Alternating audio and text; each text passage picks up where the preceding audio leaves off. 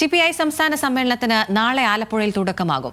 41 വർഷങ്ങൾക്ക് ശേഷമാണ് ആലപ്പുഴ CPI സമ്മേളനത്തിന് വേദിയാകുന്നത്.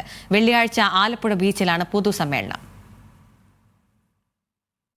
പതിറ്റാണ്ടുകൾക്കിപ്പുറം CPIയുടെ സംസ്ഥാന സമ്മേളനത്തിന് വേദിയാകുന്നതിന്റെ ആവേശത്തിലാണ് ആലപ്പുഴ. ജൂലൈ മാസം മുതൽ സമ്മേളനത്തിന്റെ പ്രചാരണാർത്ഥം സെമിനാറുകളും ചർച്ചകളും മത്സരങ്ങളുമടക്കം നിരവധി പരിപാടികളാണ് CPI ജില്ലാ കമ്മിറ്റി സംഘടിപ്പിച്ചത്. വിദ്യാഭ്യാസത്തിന് പ്രാധാന്യം നൽകിയായിരുന്നു സമ്മേളനത്തിന് മുന്നോടിയായി നടത്തിയ പരിപാടികളേറെയും.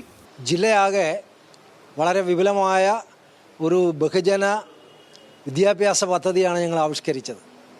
ഒട്ടനേകം സെമിനാറുകൾ, കലാകായിക മത്സരങ്ങൾ, അതേപോലെ തന്നെ കവികളുമായി ബന്ധപ്പെട്ട സംവാദങ്ങൾ, നാടക ചർച്ചകൾ, ഏറ്റവും പ്രധാനപ്പെട്ട ചരിത്ര സ്മാരകങ്ങളെ ബന്ധപ്പെടുത്തിക്കൊണ്ടുള്ള പ്രാദേശിക പരിപാടികൾ, അങ്ങനെ ജില്ലയാകെ ഈ സമ്മേളനം വിജയിപ്പിക്കുന്നതിന് വേണ്ടിയുള്ള ഒരുക്കങ്ങളിലാണ്.